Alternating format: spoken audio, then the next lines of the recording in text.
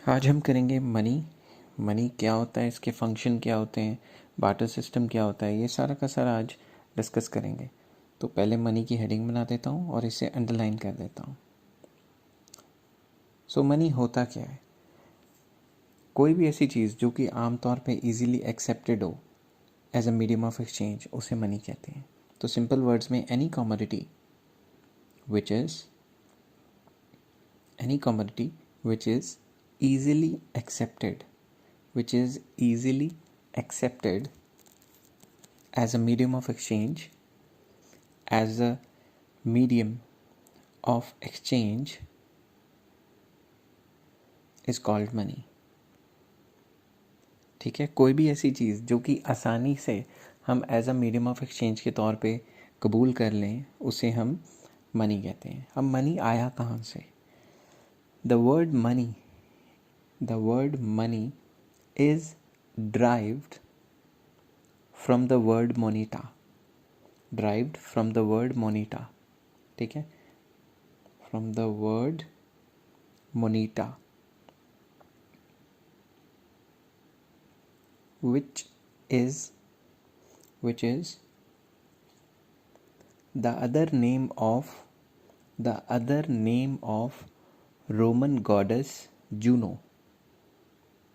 the other name of Roman goddess Juno, रोम की कोई देवी है, उसका नाम है जूनो, उसका दूसरा नाम है मोनिटा, वहाँ से मनी ड्राइव हुआ। तो आई होप आपको ये पता लग गया होगा कि मनी का जो वर्ड है वो कहाँ से आया। ठीक है, तो मेन जो इसमें चीज़ है वो है इजीली एक्सेप्टेड, ठीक है, as a medium of exchange. तो ये चीज़ें आपने याद रखनी है। और जो वर्ड मनी है ये मोनिटा से ड्राइव किया गया है, जो कि रोम की देवी है, जूनो उसका दूसरा नाम था। ठीक है, अब बेसिकली हम अगले पेज पे चलते हैं और बेसिक फंक्शंस ऑफ मनी पढ़ने की कोशिश करते हैं।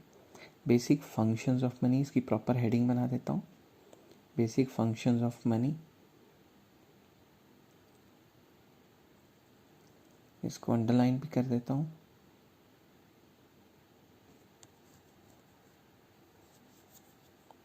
तो सिंपल वर्ड्स में हम यहाँ करेंगे कि मनी के काम क्या है। मनी क्या काम कर सकता है? Number 1, medium of exchange. Medium of exchange का मतलब है पैसे के थ्रू आप कोई भी चीज़ खरीद सकते हो, कोई भी चीज़ बेच सकते हो। इसमें इजी एक्सेप्टेबिलिटी है। बट बार्टर सिस्टम में पैसा ही नहीं था, तो आपने किसी से कोई चीज़ एक्सचेंज करनी हो तो टेंशन हो जाती थी, कोई ले कोई ना ले उस चीज़ को। ठीक है। Number 2, store of value. आप पैसे की वैल्यू को स्टोर करके रख सकते हो। फॉर एग्ज़ाम्पल, एक किसान है, फार्मर है, वो अपना सामान बेचता है, जो गंदम या वीट उगाता है, तो वो अपने पास वीट कब तक रखेगा? ख़राब हो जाएगी कुछ टाइम के बाद, तो वो उसको बेच के जो पैसा है उसको संभाल के रख सकता है। Number 3, measure of value. पैसे के थ्रू किसी भी चीज़ की वैल्यू को मेजर किया जा सकता है। फॉर एग्ज़ाम्पल, मेरे रूम में बेड की वैल्यू ज़्यादा है या फ़ोन की वैल्यू ज़्यादा है या लैपटॉप की वैल्यू ज़्यादा है, किसकी वैल्यू ज़्यादा है? पैसे की टर्म्स में पता लगेगा। तो पैसे की टर्म्स में आप वैल्यू को मेजर कर सकते हो। ठीक है, क्योंकि जो ज़्यादा महंगी है उसकी वैल्यू ज़्यादा है अकॉर्डिंग टू मनी। ठीक है, उसके बाद है standard for deferred payments. Deferred payments वो पेमेंट्स है जो फ्यूचर में लेनी देनी होती हैं। फॉर एग्जांपल, मैंने किसी से 1,00,000 रुपये कर्जा ले लिया। अब जब 1,00,000 रुपये दूंगा तो उसको कोई फ़र्क नहीं पड़ेगा कि मैं 500 का नोट दे रहा हूँ, 1,000 का दे रहा हूँ, 2,000 का दे रहा हूँ। ठीक है, क्योंकि मनी की वैल्यू सेम है। बट अगर फ्यूचर में मैंने किसी से 1 किलो सेब उधार ले लिए और वापस करने हैं, तो वो जब वापस करूँगा वो कहेगा मेरे तो मीठे थे। तो डेफर्ड पेमेंट्स जो है मनी की टर्म्स में तो हो जाती हैं, मगर अगर हम उस किसी बंदे से कोई चीज़ लेते हैं, वापस करते हैं, तो वो क्वालिटी हो ना हो कोई गारंटी नहीं है। And next is transfer of value. पैसे की वैल्यू एक जगह से दूसरी जगह ट्रांसफ़र की जा सकती है। फॉर एग्जांपल, आप यहाँ से यूके मूव कर जाते हैं, यूनाइटेड किंगडम, तो आप यहाँ से अपना सारा प्रॉपर्टी बेच के पैसा वहाँ शिफ्ट कर सकते हैं। मगर अगर पैसे ना होते तो यहाँ से घर कैसे उठा के लेके जाते, बेड कैसे उठा के लेके जाते, बहुत मुश्किल हो जाता। तो पैसे की वैल्यू को ट्रांसफ़र आसानी से किया जा सकता है। अब इसमें एक टॉपिक आ जाता है बार्टर सिस्टम ऑफ एक्सचेंज, कि ये बार्टर सिस्टम क्या बीमारी है, बीमारी तो नहीं है खैर, कि ये क्या टॉपिक है, इसका मतलब क्या है।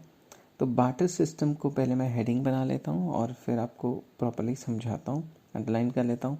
तो बार्टर सिस्टम एक ऐसा सिस्टम है जिसमें चीज़ों के बदले चीज़ें एक्सचेंज की जाती थी पुराने ज़माने में। तो सिंपल वर्ड्स में अगर किसी को समझाना है कि goods are exchange for goods, ये एक ऐसा सिस्टम है जिसमें चीज़ों के बदले चीज़ें, ठीक है। अब इसको सिंपल इंग्लिश में लिख लेता हूँ कि it is a system in which goods are exchanged for goods. Goods are exchanged for goods. चीज़ों के बदले चीज़ें एक्सचेंज होती थी. It is also called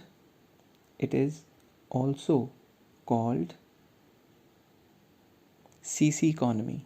CC मतलब commodity for commodity. CC economy, which means commodity for commodity, चीज़ के बदले चीज़. इसका मतलब क्या है, एक चीज़ लो दूसरी चीज़ दो, कमोडिटी फॉर कमोडिटी. अभी जो बार्टर सिस्टम है ये हमारे जो इकॉनमी है उससे ख़त्म हो गया. क्यों ख़त्म हो गया भाई, कोई खामियां होंगी ना इसमें, तभी ख़त्म हो गया. सॉरी, बोल बोल के गला बैठ जाता मेरा. तो ये सिस्टम में कोई खामियां होंगी तो ही ख़त्म हुआ. तो अब हम इसके डिस्कस करेंगे ड्रॉबैक्स या लिमिटेशंस क्या थे. Drawbacks of barter system. तो कोई भी सिस्टम ख़त्म इसलिए होता है क्योंकि उसका इस्तेमाल होना बंद हो जाता है, क्योंकि उसमें खामियां होती हैं. तो पहले मैं अंडरलाइन कर लेता हूँ इसको, फिर आपको बताता हूँ कि कौन कौन सी खामियां थी.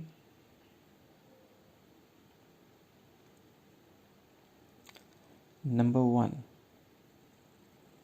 पहली जो खामी थी इसके अंदर वो थी बेसिकली, मैं लिख लेता हूँ proper heading, lack of double coincidence of wants. इसको अंडरलाइन कर लेता हूँ. फॉर एग्जांपल एक दर्जी है, एक मोची है. दर्जी कपड़े बनाता है, मोची जूते बनाता है. तो दोनों ने चीज़ें बनाई और आपस में एक्सचेंज कर ली, ठीक है. अब देखो दर्जी के जूते फट गए, मोची के कपड़े नहीं फटे. तो दर्जी के जूते फट गए, दर्जी को तो जूते चाहिए, वो मोची के पास जाएगा, वो कहेगा मेरे कपड़े तो फटे नहीं, जब फटे होंगे तभी मैं एक्सचेंज करूँगा. तो बार्टर सिस्टम में ये ज़रूरी नहीं कि दोनों के दोनों इकोनॉमिक एजेंट्स एक ही टाइम पे डिमांड करें. तो दर्जी तो खज्जल हो गया ना, वो बेचारा ढूंढता फिरेगा पूरी इकोनॉमी में कि कोई मोची मिल जाए. अगर पैसे होते तो क्या करता, कहीं भी कभी भी खरीद लेता. तो सिंपल वर्ड्स में लिखेंगे, it is not always to have the demand for each others product at the same time. At the same time.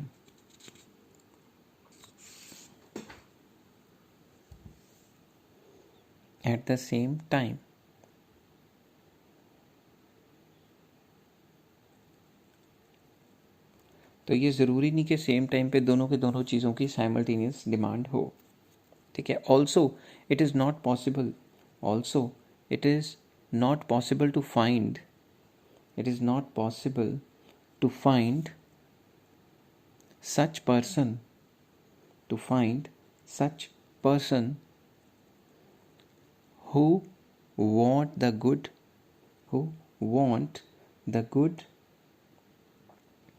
produced by one person and vice versa.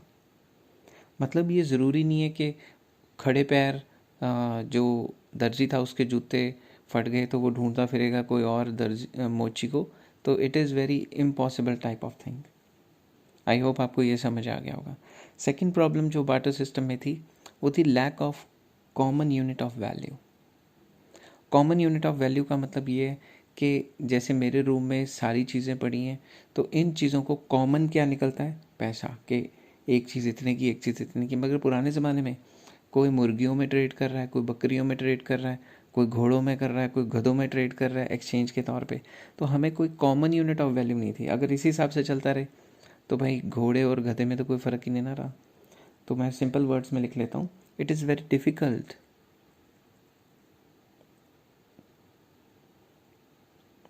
Common language में आपको लिख लेता हूँ ताकि समझ आ जाए आपको.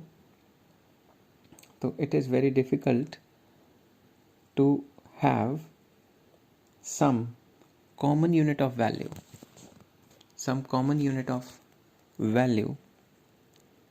otherwise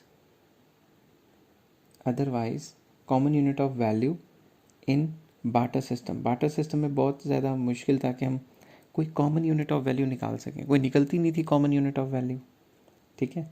दैट इज़ हम ये लिख सकते हैं कि the value of horse is same as a donkey. जब एक के बदले एक ही चलना है तो क्या पता घोड़े के बदले गधा दे दें, गधे के बदले घोड़ा दे दें, तो सेम चलेगी। मगर हमें पता है कि जो घोड़े की वैल्यू है वो हमेशा गधे से ज़्यादा रहती है। Third point, difficulty regarding deferred payments. Difficulty regarding deferred payments.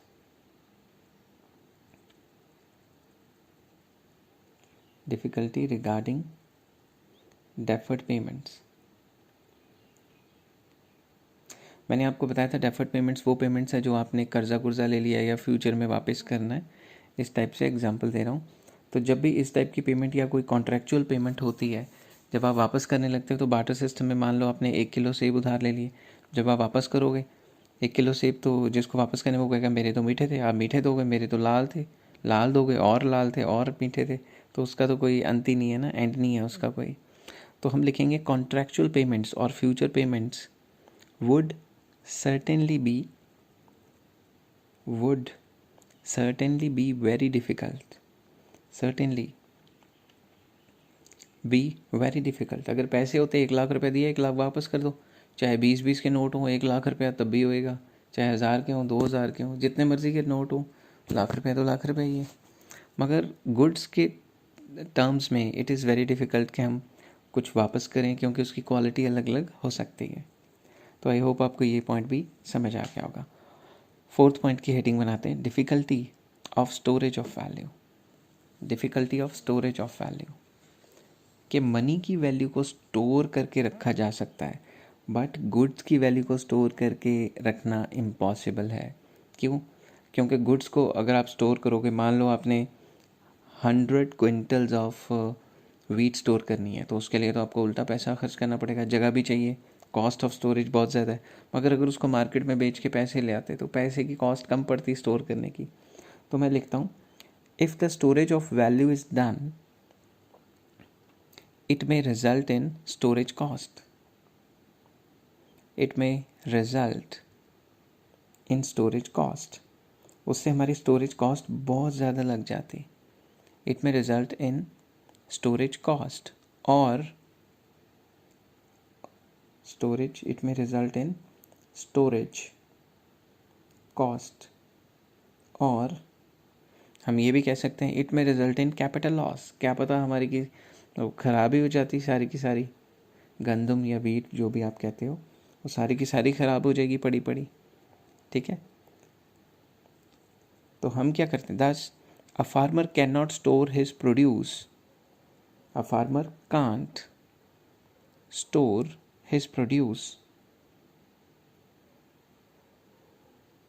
For n number of years, for n number of years. जो भी उसने बनाया वो 20 साल तक थोड़ा ना स्टोर करके रखेगा, मगर उसको बेच के अगर पैसे ले लेता तो वो तो जितना मर्जी टाइम स्टोर कर सकता, for n number of years, due to perishable nature of produce, due to perishable nature of produce. भाई वो तो सड़गल जाती बड़ी जल्दी, ठीक है ना। तो अगर पैसे होते तो ये प्रॉब्लम हल हो जाती कि भाई आप अपनी चीज़ की वैल्यू को बेच के जो पैसे लेते हो वो कितने साल तक भी स्टोर करके रख सकते हो। फिफ्थ पॉइंट इसमें आ जाता है, जो बार्टर सिस्टम की प्रॉब्लम है वो है difficulty regarding transfer of value. Difficulty regarding transfer of value, आप अपनी चीज़ की वैल्यू को एक जगह से दूसरी जगह नहीं लेके जा सकते। फॉर एग्ज़ाम्पल, आपके फादर की यहाँ से जॉब लग गई मान लो USA में, तो अब आप वहाँ जा रहे हो तो सारा घर उठा के थोड़ी ना जाओगे। मगर अगर पैसे हैं तो यहाँ सब कुछ बेच दो और उस वैल्यू को लेके बाहर चले जाओ। तो पैसे की टर्म्स में आसान है, मगर गुड्स की टर्म्स में एक जगह से दूसरी जगह चारपाई टेबल थोड़ी ना लेके जाओगे इतनी दूर, कुछ सोचो। तो it is very difficult to transfer goods from one place to another, to transfer goods from one place to another. एक जगह से दूसरी जगह गुड्स को इधर उधर ढोना या फिर लेके जाना बहुत मुश्किल है। To another, full stop. For for example, just think how land can be transferred, how, just think how land can be transferred from one place to another. अब घर को एक जगह से दूसरी जगह कैसे लेके जाओगे, ये तो बड़ी प्रॉब्लम है, ठीक है ना। और वैसे ही सामान की एग्जांपल दे सकते हो कि बेड लेके जाना है भाई, यहाँ से अगर आपको सऊदी अरब जाना है या फिर मान लो यूके जाना है, कैसे बेड उठा के लेके जाओगे, तो it is very difficult. I hope आपको ये फंक्शंस ऑफ मनी समझ आए होंगे। और दूसरा पार्ट मैं कवर करूँगा, जो मनी का चैप्टर है वो सेकंड पार्ट में कवर करूँगा। तो अगर आपको अच्छा लगा हो तो आप प्लीज़ लाइक कीजिए, शेयर कीजिए और सब्सक्राइब कीजिए, ठीक है। Take care, have a nice day.